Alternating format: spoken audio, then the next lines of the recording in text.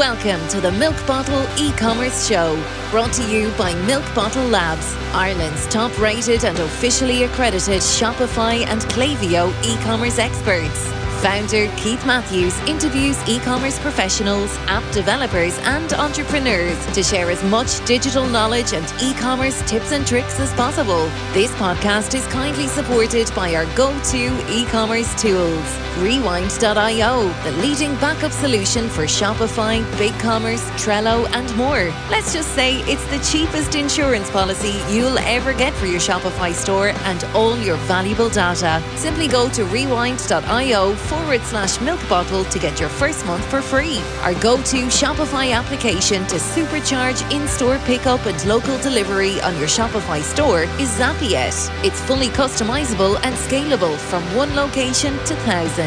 Backed by outstanding customer support, it's no wonder Ep78 is trusted by over 10,000 plus stores across 150 countries. Now over to your host, Keith Matthews.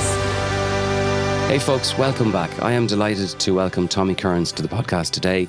Tommy is a commercial and technology leader and is the current CEO and co-founder of Xtremepush. Xtremepush is a digital engagement, data and personalisation platform which can be easily integrated into Shopify, Salesforce, Magento and many other platforms and is based in Ireland. It has pre-built out-of-the-box campaigns enabling commerce store owners to target as large a base as possible. I met Tommy's colleague, Robbie Sexton, at an event in Belfast recently, and I have to say I was intrigued by the product. Xtremepush is a wonderful, wonderful solution and is growing and employing people in Ireland and across the world. So always a good reason to have a chat with the CEO. Tommy, welcome. Thank you, Keith, and thanks for that intro. I won't need to say much more after that. Well, we've been speaking for a long time outside, so we have to talk a little bit when we press record. Absolutely great to have you. We've loads of things to go through, but in the chat that we had earlier on, the thing that jumped out at me was you mentioned that you're a professional rugby player. Yeah, I played amateur and I played professional for Connacht. So I played in Clontarf Rugby Club up in here in Dublin and Belleville, Old Belvedere before that, and then I played with Connacht for a year in Galway, and lucky enough to play with some of the greats like Eric Elwood and the likes. Yeah, and was that around the time Connacht had a purple patch? No, it was just before that. Before that. Right, so we were building. They built on top. They built on top of what we had put in place, Keith. All right, let's now go to they've had a purple patch since, which is great. It was just actually around the time where the IRFU actually were pulling the plug on Connacht. It was just after that. Yeah, actually. I remember that. And we stuck in. And in fairness, I think every province and the IRFU now would say that was the best thing that ever happened, as in to keep it going, because look at where Connacht are now, and feeding a really ambitious Irish team. Yeah, absolutely. I was very lucky. In a former job with O2, I looked after part of the RFU and the branches. And I remember going down to Connacht, this is 15 years ago, and was down to the dog track. Down to the dog track, yeah. That's where. For our international listeners, Connacht is a province in the west of Ireland, and their rugby team is based inside a dog track. So you can go, and it's just for me, it's an ingenious idea, you know. But there was a wonderful multi-purpose, yeah, absolutely sweating the assets. Is that what they say? Correct. There was a wonderful guy. Was it Jerry Kelly was the CEO? Yeah, that's exactly right. Still there? He was my first employer. Are you serious? Yeah, and a great man he was. Yeah, and is. Sorry. Yeah. I know he's. A wonderful time, very, very good to work for, and very straight up and down in how he thought about things and what he wanted. Yeah, he was an absolute gent. He was the CEO, And it can't be forgotten at the competition between that area of the country in terms of Munster. Like Munster, the success they had there for 20, 25 years. And as you say, the guys in Connacht just believed in it and they stuck with it. Yeah. And even back then, we were being beaten by the provinces, but they were all like so close, right? Even at that time, we were starting to get much, much better, much more focused, better training, better facilities, all that kind of stuff, and better strategy plans, etc. Yeah. And they were close. We were getting very close to breaking the mold. But as you said at the start, it was kind of the next wave that kind of hit that purple patch. Okay, that's brilliant. It's interesting. It's amazing the background that some people have. So anyway, you went into technology and you're now the co-founder and CEO of Xtremepush. when you talk about digital engagement, right, there could be many things that could be included in that with all of the channels that we have right now in terms of social, in terms of SMS, email. Then you have the sales platforms like Shopify. Give us a short pitch on exactly what Xtremepush does. We're actually redefining how our customers, being brands, understand their end users and communicate to them. We plug in our platform and basically help them understand their users and customers better. And I'll talk a little bit about that later. And then automate, one-to-one messaging across those channels such as email, SMS, push notifications, social messengers, any outbound or on-site messaging such as inboxes, such as pop-ups, all right? And we enable the relevant serving up of those messaging. And that is that's a hugely important thing, is the relevancy of your messaging, because once it becomes irrelevant or spam, as we hear, or just kind of spray and pray, which was a generation before, it becomes irrelevant, and it's now easier to delete the app, go to somewhere else, or research something on Google and go and buy it somewhere else. So in a nutshell, I'm probably not giving the Robbie Sexton pitch, right? Which was, I'd say, very, very good. Yeah. But actually, what we're doing is helping them understand and engage to influence positive outcomes, both for the customer and also the brand themselves, giving better experiences to the customer. So that's what we do. Now, I know that you have non-e-commerce customers, and we'll come to that in a few minutes. But let's just say that you have a Magento store, a BigCommerce store, or a Shopify store. Yeah. And they're doing 10 or 15 million. Yeah. And the marketing team is using Instagram, SMS, email, YouTube. You are plugged into as many channels as possible. Is that it? And yes. The customer connects their commerce store to your platform. Correct. And then it saves them, in the case of Shopify, adding 25 apps to do that. They just connect to you. Is that a simplistic way? That's a great way. And the one additional piece is, by adding 25 additional apps, you're also adding 25 additional silos of data. Okay. And what we do by plugging into a Shopify or a Magento or a Salesforce is we unify the entire data set. So if you're coming in from a mobile, if you're coming in from an iPad, if you're coming in from we're ingesting the transactional data, we're ingesting the behavioral data, the geo data, the data that is first party data, all permission based data. All right. And from that, we're creating on an individual level. All right. It's all done in the background, a single customer view. So it gets me a view of Keith. And it might be an anonymous Keith, or it might just have your behavior. You might be just an in and out, right? You're not subscribing or registering for anything. But I have enough behavioral and transactional insights to then serve up automated customer life cycles, such as, I want to get you onto a rewards program. You've bought the runners, all right, or you've bought the Nike runners, but you haven't bought the socks or the shorts, and we'll drive that kind of revenue or that purchase behavior from the customer. Does that make sense? It does. It makes a lot of sense. So one of the biggest challenges at the moment with any commerce store owner, even if it's like a hobby store doing a couple of grand a month versus, a Shopify Plus store turning over millions, is the accessibility of too much data. So do you break that data down into visual graphs or automated reports? Like, how is that delivered to the person that's managing it? Really great question. So let's just take a Shopify Plus. We're already integrated into those solutions. So a store owner can rest or sleep easy at night knowing I already have that data set. And then we sit down. So we kind of talk about three things in our business: of why and how we win, all right? Is all around the capabilities we can deliver for the store and for their, to drive both registrations, welcome journeys, to drive stimulation of product or purchase, to recover purchase, or to stimulate growth, etc., or loyalty programs. But back to what you were asking is we have brought in that set, and we sit down with the store operator and going, right, here's the journeys from the hundreds of kind of e-commerce industry stores we work with. Here's the kind of setup, BAU, business as usual use cases you need. You need a registration journey, all right? You need a welcome journey. You need a stimulation journey, or whatever your product is. can be vitamins, it can be, fast fashion. It doesn't really matter, all right? Yeah. And we sit down and we basically have already, you mentioned at the top, we have templated a lot of these user or journeys out. So when they come in, the time to value to get them up and running and get these journeys moving to get to drive a return on their investment and grow their store is already done. So we're already plugged into these platforms, the Shopifys, the Magentos, the Salesforces. So we take their data. We also plug our piece of software onto their digital touch points, which then enriches the data from the Shopify stores. So you get the behavioral data, etc., the browsing data, all that.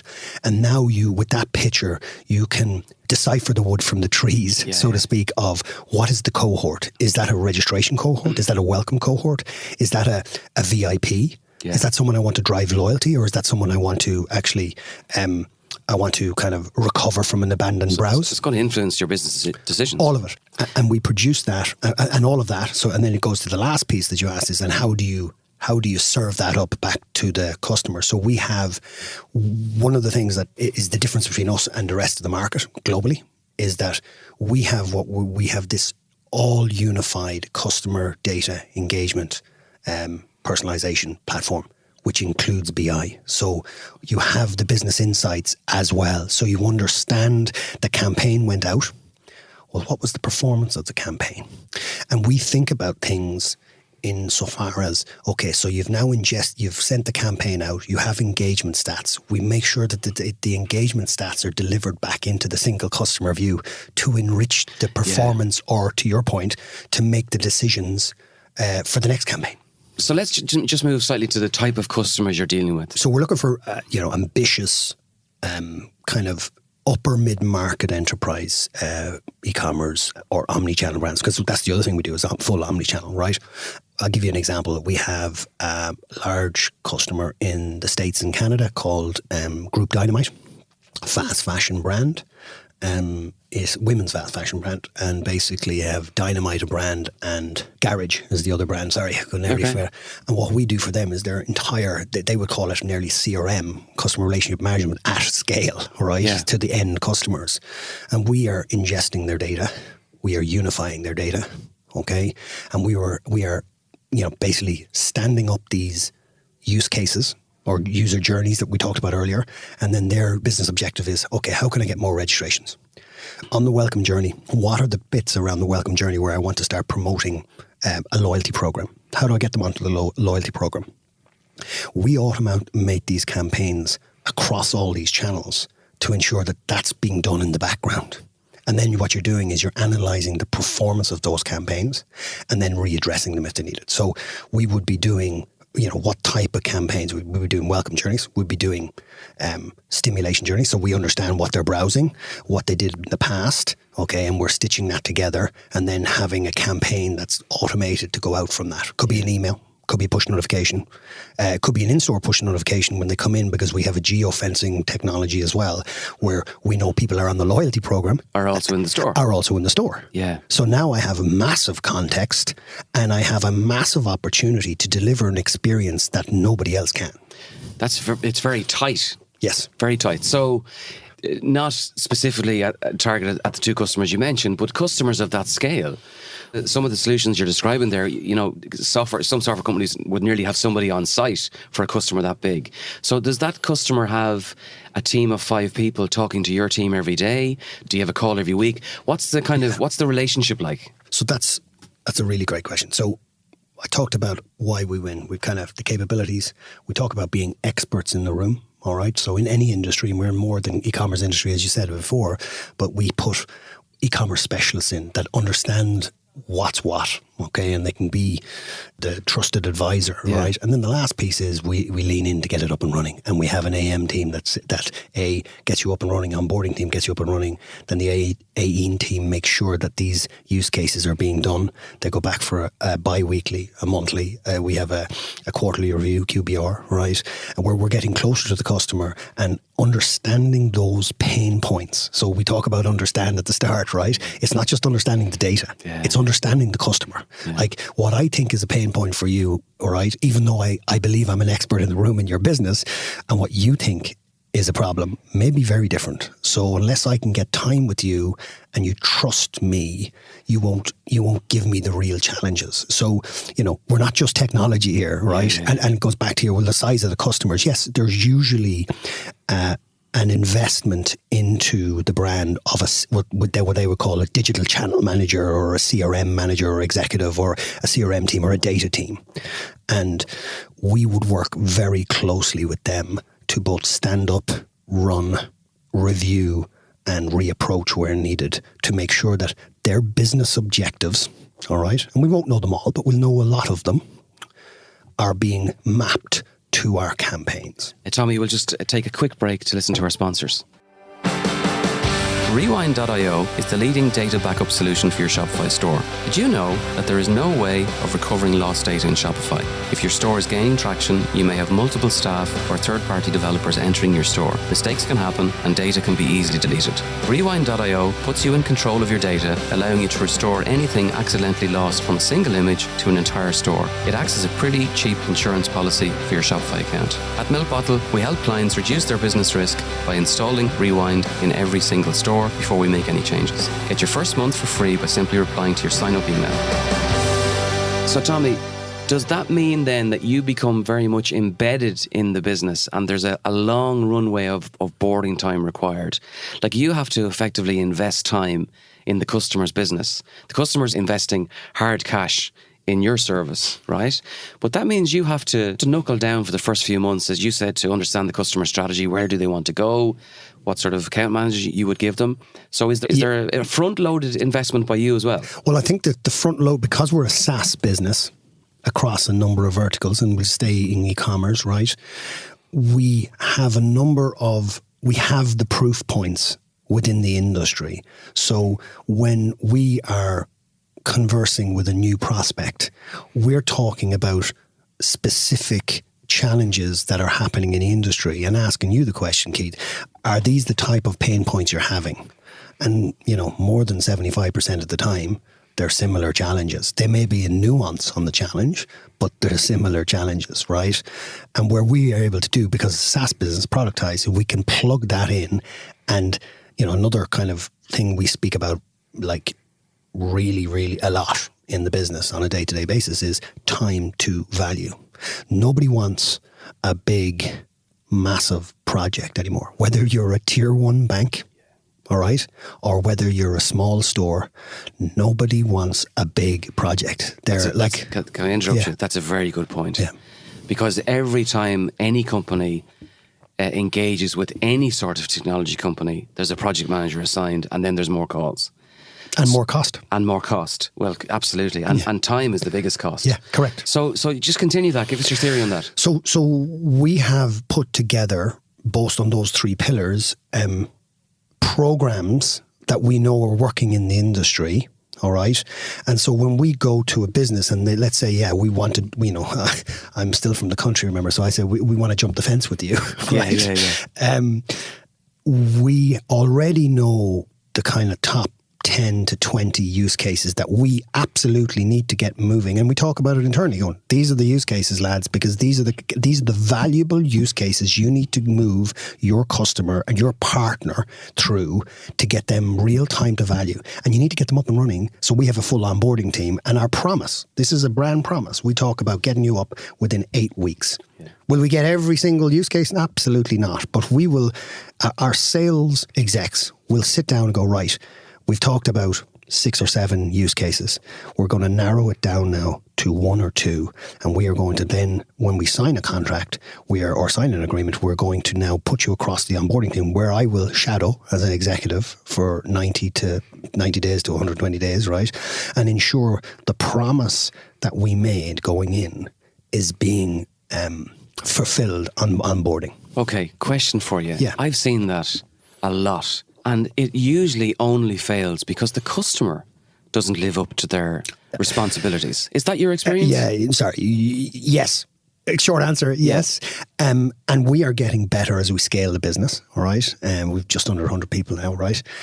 We're getting much better at, I was only had a meeting about this today with one of our strategic account management team, and basically if you're trusted, if you trust me, you expect me to kind of marshal you in a certain way because I'm the expert in the engagement and the data management, etc. You're the expert in your business. And so you're going to give me these kind of headlines and probably maybe a little bit deeper than that.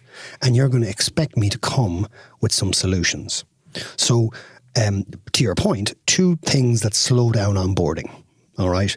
One, customer says, yeah, I will lean in. We lean in and we give you the resources you need. And we're getting better at being very specific because specific at what we will need from you. And our strategic team or our project management team are saying, no, we will need this from you. Can you commit to that? And when that commitment comes from both sides, all right, we're getting huge results. Where it falls down is you get promises from the other side, and we're not always. By the way, we're not perfect. We're never not at fault for everything, right? Of course. But I mean, in general, and the other one is partners. So when partner integrations are involved, third-party partners, that also slows down because what you and I agree, Keith, is great. Yeah, let's get moving. But then you bring in a third party who may or may not have the same agenda. Yeah, but also the problem is you're actually describing our experience as well, where unfortunately some Shopify migrations could take 20 weeks. That's the difference between autumn and Christmas. Yeah. And then all of a sudden Christmas takes over. And the product set changes, and then all of a sudden your e-com point of contact that was agreed is actually now dressing the front of the store. So bring partners into it. It's massively complicated. Yeah. But I'm assuming that you're just well versed on that at this stage, or is it always something you have to keep on top of? No, it's something you always have to keep on top of. But how you make it easier is, you pick your partners well. As in, we talk about ecosystems, right? Like no one, we're a multi-channel provider, so we can do 80% of what you need. But you're always going to need niche ecosystem providers. So it's our job. Where relevant, and I say where relevant, all right, that it's not a massive custom job into some custom database, right? But it's, like a Shopify. Of course, we want to be integrated in Shopify or Magento or bonus engines or loyalty engines. Yeah. All right. But so we do a lot of that heavy lifting in the background. And when customers say, look, if we have this loyalty engine here, or rewards platform, could you plug into that? We absolutely do. You know what I mean? We absolutely do. But we stay true to our promise and how we make, we're getting way better, as I said earlier, at marshalling, for want of a better word, the other side to say, look, you've given me a commitment, make sure that your side, please put the resources into it. Yeah, I know of agencies in the UK on Shopifying big brands, and they've had to pull out of jobs because the commitment was not there. And that becomes a cost. But it's a cost to both sides. Because once someone commits on our side, right, we now are gearing up and mobilising troops, mobilising gaps within our onboarding units as well. Because we've other customers coming on, we're going, no, we can't do that, we'll do this one. Do you know what I mean? It's a cost on both sides. Yeah. Also, sorry to cut across you there, sorry. Okay. But you also... you miss windows. So you mentioned about, your Shopify brand dressing the window, and you were supposed to do it 8 weeks, 9 weeks, 10 weeks before. Once you've missed that window, there's a high percentage chance it's going to go to the next quarter. So it's a domino effect. Well, just to bring it back to Shopify, if you're dealing with a brand that has 25,000 SKUs, but 15,000 of them change because they're preparing for Christmas, it's actually like a different project. Totally. Definitely doubles the effort. Yeah. Because everything has to change around that product. Style, design, that kind of thing. I bet you can't double the price though. No. Well, that's why I said it was a cost. Yeah. Somebody has to bear the cost. Yeah. It's a perfect segue into my next question, which is, it's ironic that you just mentioned integrations and partners, because that's also another cost center when it goes sideways. In terms of your technology stack, I mean, you must have a massive budget for constant investment, because you must have people approaching you all of the time to say, plug in here, plug in here, plug in here. And if you don't, your competitors might. So is that a challenge for you as a leader? I think it's more of a challenge of looking through the noise. Again, this is a challenge on a daily basis that I struggle with, right? But I have a good team around me who kind of, we get there. We get there in the end. We talk about getting into a room and having frank conversations about getting the right answers. But I think, to your point, integrations are becoming more and more a bigger part of all solutions. Because if you don't have them, you're going to lose business, or you're not going to get on the dance floor, as we'd call it, right? To be able to win the business. And so we have to be and we don't have endless resources. So we're not one of these companies that have 100 million in the bank or any of that kind of stuff, right? We are running a very high-performing, lean operation. So we have to be exceptionally good at picking the right integrations at the right time. So like if you looked at our integration roadmap, your eyes would water. But we can't do 50 of them in a quarter or 6 months. So we have to be very, very good. And that's not a single person job. It can never be a single person job. And it can't be a salesperson only's job either, because I'm a sales guy and I'm like, oh, we got to get integrated, we got to get it. And then the sales falls through because of something else, nothing to do with the integration. Yeah. And you're like, why did we even start the we're getting better at it, because remember, we're still a relatively young business, right?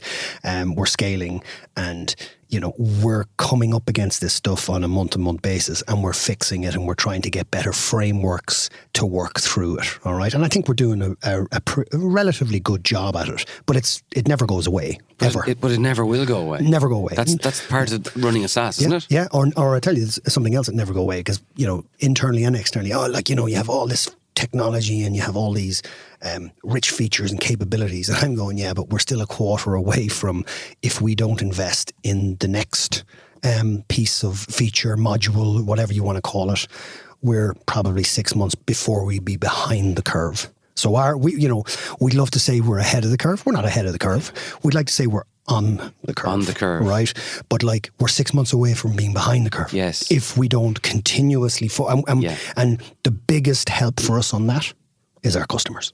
Well, I would think that every time a sales guy goes into a meeting, that he gets asked for another integration that he probably didn't even hear of. Agreed. That's what happens. Agreed. Happens to me myself. Yeah. I'm not no all-seeing eye in any of these industries, and you go, what? I never. And then you're scrambling.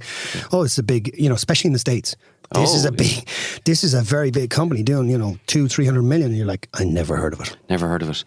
Even in the Shopify ecosystem, it started, I remember, I'd say 4 years ago, there was probably 2,500 apps. And I think there's over 12,000 now. Yeah. It's literally impossible to keep up, You just alluded to something that I was interested to hear. In terms of the company, you're Dublin-based, 100 staff. Just give us an idea of the kind of where you started from, your kind of growth, and I suppose where you want to go to. Have you an international customer base? Oh yeah. So we're just under 7 years old. Bootstrapped the company all the way through to last July. We were profitable very early on. I think month 13, and we were able to organically grow and scale the business. We started with, I think, 3 or 4 people. We now have just under 100. We started in Ireland very quickly. We leveraged off. So my co-founder, Kevin Collins, comes out of DCU. He was a kind of a doctor in that, and he was specialising in location technology. So we were great to partner up with him. And my partner in another business called iMobile, also happens to be my brother-in-law, Pork Shanley. We were working this business together. So the three of us got together and we started to grow it.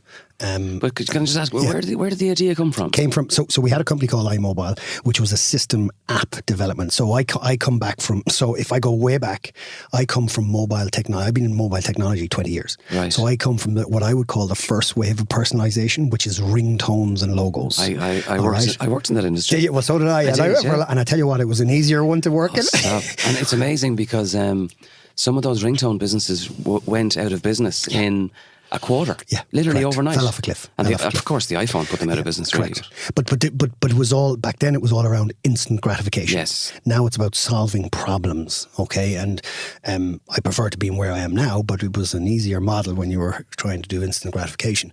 But so we were in that. We then started to build mobile applications. We built about 300 applications in iMobile across EU and Ireland and the UK. And we weren't able to scale the business. We literally, myself and my brother-in-law, basically, we were doing some really good tech. We were really good at building the tech, and we were really good at selling and getting new projects in, right? But every time we got a new project, we'd have to bring on new people, service business. Yeah. And it was a one and done business. So even in the app business, I think everybody, that industry has caught on a little bit. So there's now more a bit of subscription in it. But at that point, it was one and done. So no potential for so I go into retainer Keith. revenue. Yeah, correct. Sorry. Thanks for clarifying. Yeah. So basically, we go into Keith, who's the CMO or the CEO, and we'd sell you the next, mobile. You want to get on the mobile OS. We would sell you an app, whatever your industry you're in, be you e-commerce, and we were actually even earlier than that. We were like in brochureware, all right?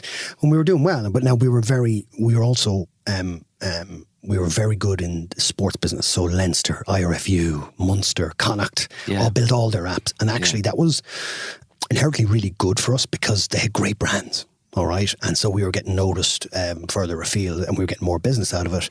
And then we were building more complex systems. So built a number of large systems out in the market, but we couldn't scale it. So we started looking internally going, what are we going to do here, right?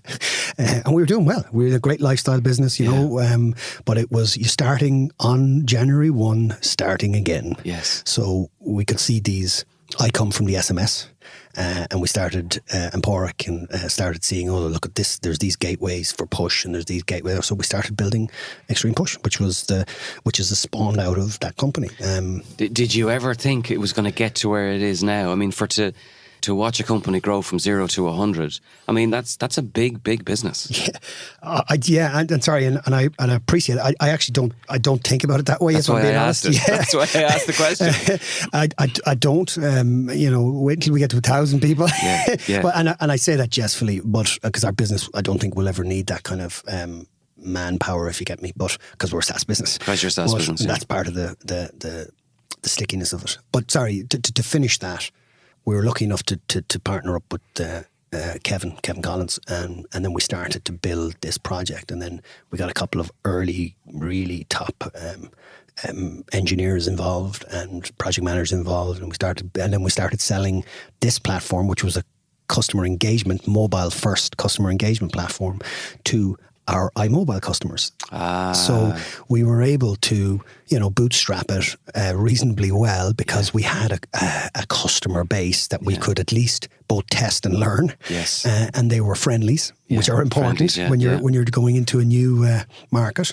And in fairness, I think they'd all agree that we did a pretty good job because when we made a promise, we'd always stand behind it. So that just grew, and when we got profitable, and then we started to, and we had another project in there as well that my brother-in-law took over, and he's running one, I'm running the other, and Kevin is kind of the co-founder of Xtremepush, and he's kind of driving the technology and the product for us. So we had a great team to start with.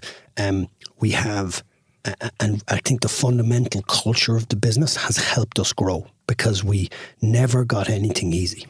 Well, you strike me as somebody that isn't afraid to get your hands dirty, which doesn't. But there's a lot to be said for that. Yeah, there is a lot to be said for it. Before we go, in terms of your customer base or in terms of your ambition, I'm assuming that a business like this can be scaled anywhere within reason.